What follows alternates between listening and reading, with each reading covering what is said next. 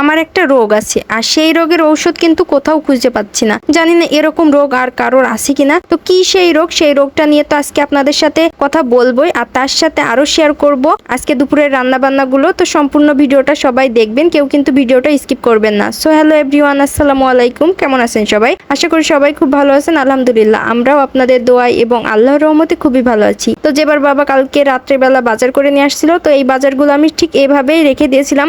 তো কি কি নিয়ে আসছি এখন সকালবেলা আমি দেখে নিচ্ছি। তো এখানে হচ্ছে সবজির বাজার ছিল। তো এখানে দেখেন পেঁপে নিয়ে আসছে, কলা নিয়ে আসছে, কচুরমুখী, মূলা, সিম। তো শীতের সবজি কিন্তু এখনই উঠে গেছে। তো শীতের সবজি শুধু শীতকালেই না, 12 মাসই পাওয়া যায়, কিন্তু শীতের সবজিগুলো আমার কাছে শীতকালেই বেশি ভালো লাগে। মানে সিজনের সবজিগুলো সিজনেই বেশি ভালো লাগে খেতে।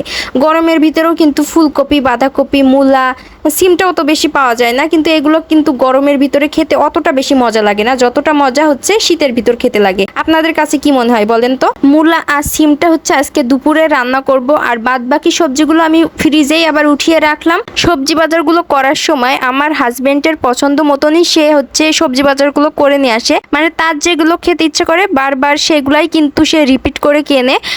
যেই জিনিসটা পছন্দ না সেই জিনিসটা খুব একটা কেনে না। আর তার সাথে থাকতে থাকতে তার পছন্দের খাবারগুলোও কিন্তু আমারও পছন্দ হয়ে গেছে। তো অনেকের হচ্ছে মূলা জিনিসটা কিন্তু পছন্দ না, কিন্তু আমার হাজবেন্ডেরও অনেক পছন্দ, আর সেই সাথে হচ্ছে আমিও খাই। তো ভালোই লাগে খেতে। অনেকে কিন্তু মূলা খায় না, কিন্তু ভালোভাবে রান্না করলে মূলার যে একটা নিজস্ব গন্ধ থাকে, ওই গন্ধটা কিন্তু আর থাকে না মানে ভালোভাবে রান্না করলে। তো যাই হোক, আজকে দুপুরবেলা হচ্ছে মূলা দিয়ে মাছ দিয়ে রান্না করব, আর তার সাথে এই যে সিম দিয়ে আলু দিয়ে একটা চচ্চড়ি টাইপের করব। আর এখনকার সবজির দামের কথা কি বলবো, এই যে সিমগুলো 200 টাকা কেজি এখন। তো এখানে হচ্ছে অল্প পরিমাণেই সিম নিয়ে আসছে, যেহেতু আমরা দুইজন মানুষ তো অল্প করেই নিয়ে আসছে, যাতে হচ্ছে আমরা দুইজনে এক বেলাটা খেতে পারি। আর এই যে সিমের ভিতর একটা আমি আলু কেটে দিচ্ছি। তো সিম দিয়ে আলু দিয়ে একটা চচ্চড়ি টাইপের করব, আর মূলা দিয়ে তো মাছ দিয়ে রান্না করবই। তো যাই হোক, এখন হচ্ছে তরকারিগুলো কেটে নিচ্ছি। কাটাকাটির ভিডিও আপনাদের সাথে রেগুলার শেয়ার করা হয় না, কারণ যখন আমি সবজিগুলো কাটাকাটি করি তখন এক প্রকার আমার সাথে যুদ্ধই হয়, কারণ যে বা হচ্ছে পায়ের কাছে দাঁড়িয়ে থাকে, না হলে ও সবকিছু হাতে নিতে চায়। কাটাকাটির ভিডিওগুলো আপনাদের সাথে খুব একটা শেয়ার করা হয় না। যেদিন হয়তো খুব বেশি টাইম পাই,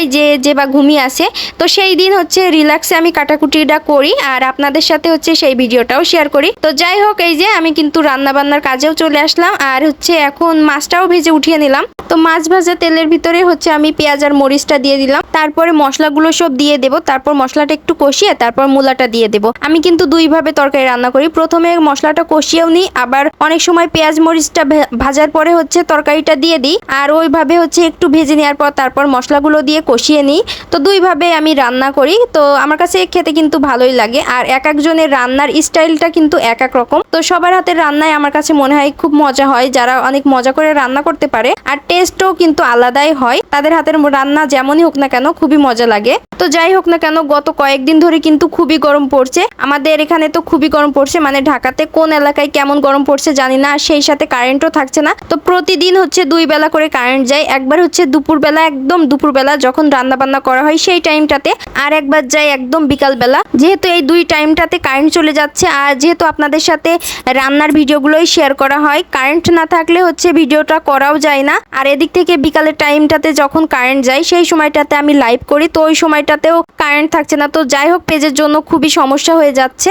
আর গরমের কথা কি বলবো, এত বাজে একটা গরম পড়ছে। তো যাই হোক না কেন, তো কারেন্ট যখন ছিল না সেই সময়টাতে হচ্ছে আমি ঘরগুলো আগে গুছিয়ে নিয়েছিলাম, আর কারেন্ট আসার পর হচ্ছে দুপুরে রান্নাটা করছি। মানে 2টার সময় কারেন্ট আসছে, তারপর হচ্ছে আমি রান্না বান্নাগুলো করছি। তো গ্যাসে করলেও হতো, কিন্তু অন্ধকারের ভিতরে আমি আর করতে চাচ্ছিলাম না, যে কারণে হচ্ছে কারেন্ট আসার পরেই রান্না বান্না করছি, কারণ ভিডিও করতে হয়, লাইট না হলে হয় না। তো যাই হোক না কেন, মূলার তরকারিটা হয়ে গেছে, এখন সিমের তরকারিটা বসিয়ে দিলাম। আর কি করলাম বলুন তো, এই যে আমি কিন্তু ক্যামেরাটা অন করতেই ভুলে গিয়েছিলাম। তো এইটাই হচ্ছে আমার রোগ, আমি না যখনই যে ভিডিওটা করতে যাই সেই ভিডিওটা দেখা যাচ্ছে ক্যামেরাটা সেট করে রাখছি, কিন্তু ক্যামেরাটা অন করতেই ভুলে গেছি। তো এই রোগটা আমার যে কবে ঠিক হবে আমি জানি না, আর এই রোগের যে কি ঔষধ সেটাও আমি জানি না। তো কার কার এরকম রোগ আছে সেটা কিন্তু কমেন্ট করে জানাবেন। আমার কিন্তু প্রায় সময় এরকম হয়, আমি ভিডিও করতে গেলে ক্যামেরাটা অন না করে হচ্ছে ভিডিও করা শুরু করি, পরে দেখি যে আমি হচ্ছে ক্যামেরাটাই অন করিনি। তো যাই হোক, আপনাদের সাথে এই কথাটা একটু শেয়ার করলাম। তো আজকের ভিডিওটাও এই পর্যন্ত ছিল। কেমন লাগলো অবশ্যই কমেন্ট করে জানাবেন। যদি ভালো লেগে থাকে তাহলে আমার পেজের সাথেই থাকবেন, পেজটা ফলো দিয়ে রাখবেন। আর যারা ভিডিওটা আমার ইউটিউব চ্যানেল থেকে দেখছেন তারাও আমার ইউটিউব চ্যানেলটা সবাই সাবস্ক্রাইব করে রাখবেন। তো সবাই ভালো থাকবেন, আল্লাহ হাফেজ।